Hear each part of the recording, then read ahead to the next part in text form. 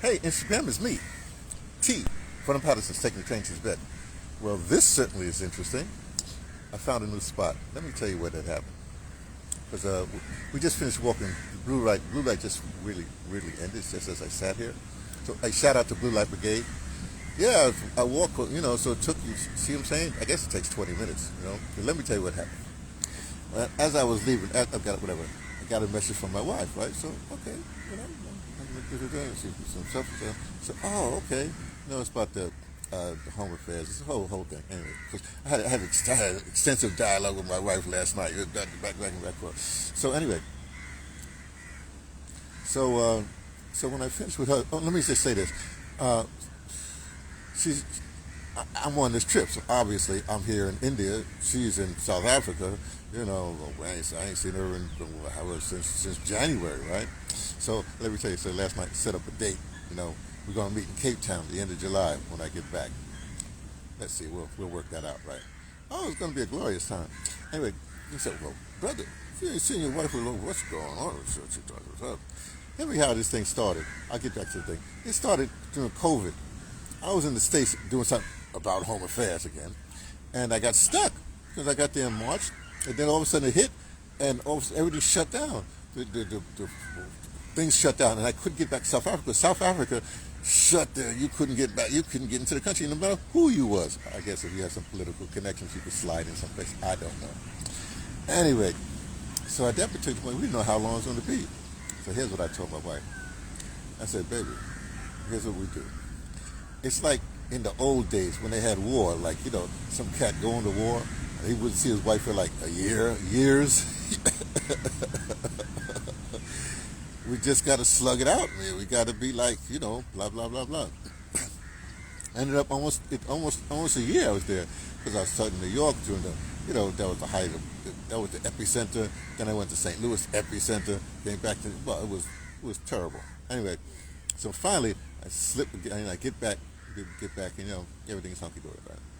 But interestingly enough, for that was a couple of years ago, whenever COVID started, 2020, whoever it was. So lately, I had this thing. I had to prepare myself for something. I don't know what. I never know what. I just say I know that I prepared. So I said, oh, hey, there's the sunrise. Of course, we have a cloudy.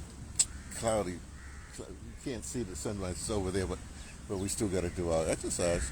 Here we do. You take a deep breath in, then take another slight breath, and then you let it out through your nose. Then you let it out through your mouth. I got my clover on. Take my clover out. Let's take the clover out. Sorry. Ready?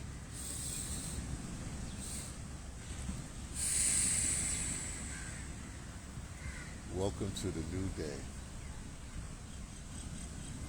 See how I did that? Face the sun.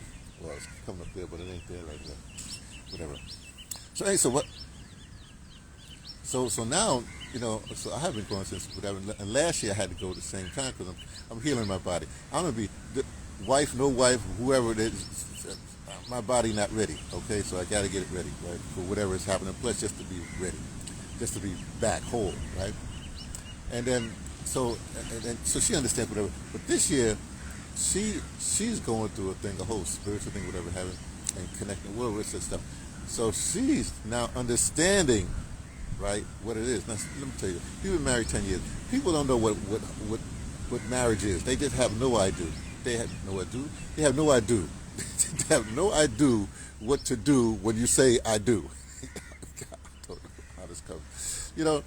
And it's interesting to me, because during that, when we stuck at COVID, I'm thinking everybody would understand. And my niece goes, oh, what kind of marriage is that? You don't see her. But, baby, you got a rock, you got some sort of, anyway, let's leave that alone. Because those are outside. If people are outside your marriage, do not listen to them. They have no idea. They don't know what your journey is. They don't know what your purpose is. They don't know what you're doing. When you say I do, they don't know what you're doing. So just leave them alone. Let me leave that alone. So I said, okay. So let me. So we finished this little correspondence, and then because thinking about her, I put I got my little playlist. Well, it goes a certain way. I'm a Prince appreciator. I like to put it that. I'm a Prince appreciator. And there's a song, wherever you go, whatever you do. I like that song, right? And it fits because what we're doing now fits us, she was going already, but so I play that, right? And as you may see, say I got my Tupac kind of thing. But if you're a Prince devotee, then sometimes Prince wear his do rag like that. Because he got a lot of hair and something like that. Anyway, he did like that. So it's like Prince Tupac, Prince Tupac. Have you ever seen them in the same place at the same time? Musically, I mean. Okay, never mind. Get it. So I play that, and I'm getting prepared and I'm leaving, right? And as I finish that, I guess blue light sort of hit, and I start walking, and the next thing on the thing is a war, Gypsy Man. It's a long extended version of war. Gypsy Man, comes on, right? So I'm walking during Gypsy Man. Let us veer off again. Explain Gypsy Man to you. This is really interesting. When I was in the Air Force, we were in the back, the medics barracks, but my room was at the end of the thing. Let me stop right there. I don't want to tell you all the activities that happened in my room. And next door we had another dormitory right there.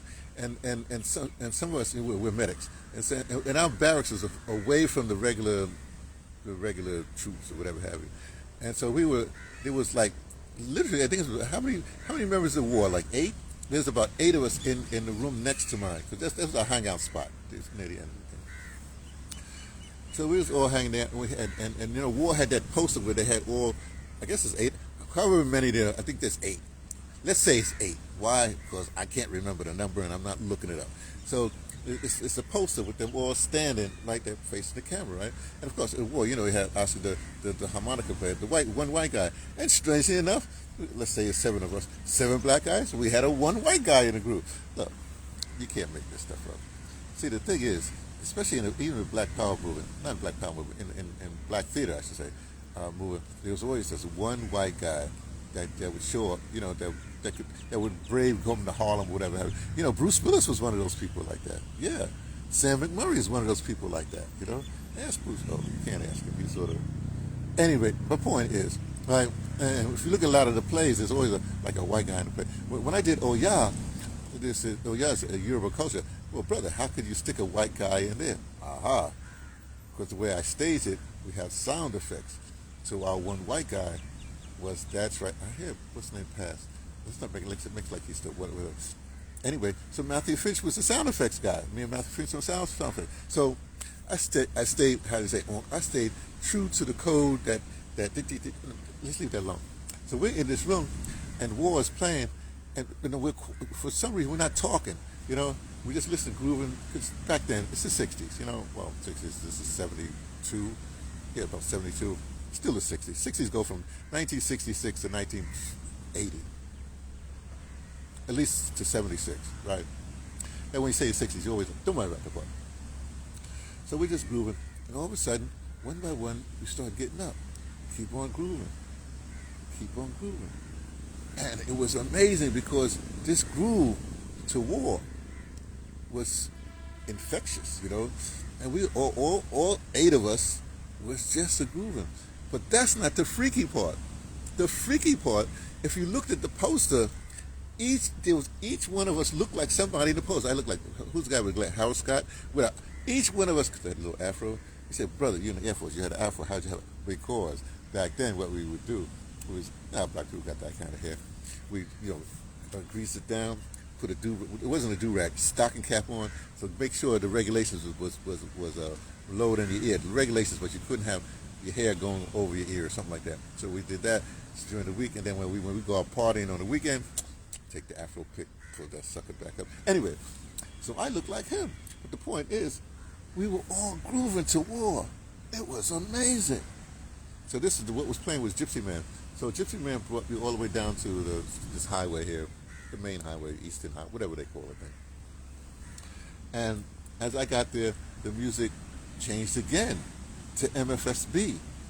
What's mother, father, sister, brother. The song. Out of Philly International. Don't worry about it. You don't know. If you don't know, you just don't know. Anyway, so love is the message. Love is the message for us all. Sorry, it's not. rumor is my daddy was a percussionist, but I ain't got no musical chops. Anyway, back to the point. So, so the interesting thing about MSSP, because after I got out the Air Force, even when I was in the Air Force, I was my first thing in radio was community radio specifically was I was poet in resident for Saturday Soul with JB, and it was a Saturday soul show, so it played R&B, whatever it is. But because I was poet in residence, we had this thing where I would go to a music library and I would pull out. Back then, you had a lot of fusion jazz, a lot of like like salsa, things like that. And so this MFSB was in that tradition. So this is how I got go intrigued with radio. So what would happen? He's playing Saturday Soul, playing some Barry White, whatever he's playing, right? And then he would slowly veer the music towards whatever, jazz, kind of jazzy, kind of that fusion jazzy thing, Weather Report, whatever that I picked. We'd come live, I would do the poem, and then he'd slickly come back out. I was like mind blown. I was intrigued, but I could, when he was doing it, I had to give the others. Anyway, I was in someplace else. I couldn't. Well, look, you could hear it, right? And so when he put it out, I'm off a mic. I come back and watch it slide on out. And I'm going like, this is fascinating. And interesting. Anyway, so then MFSB ends, and I end up right here at the exact time. Ain't that amazing? I find that mind blowing. Okay, my mind is blown. You don't know. This is what happens too with my little life. I get these indications that I'm on the right path, doing the right thing. So that is what's more than fascinating to me, right? And I don't have to think about these things. I get up, I start moving, and I be grooving. Oh, thank Clemata. I be grooving. So, anyway, so I'm here with the sea. I guess the sun rose already. Oh, we're done. I don't even know why I keep on talking to you, but other stuff has happened. Oh, this is Grand Rising Report. I'm supposed to report stuff that's happened, but this report, one thing happened. That tomorrow will be another day. I'll give you another report, but things are really interesting. They're moving and grooving. I'll talk to you all later.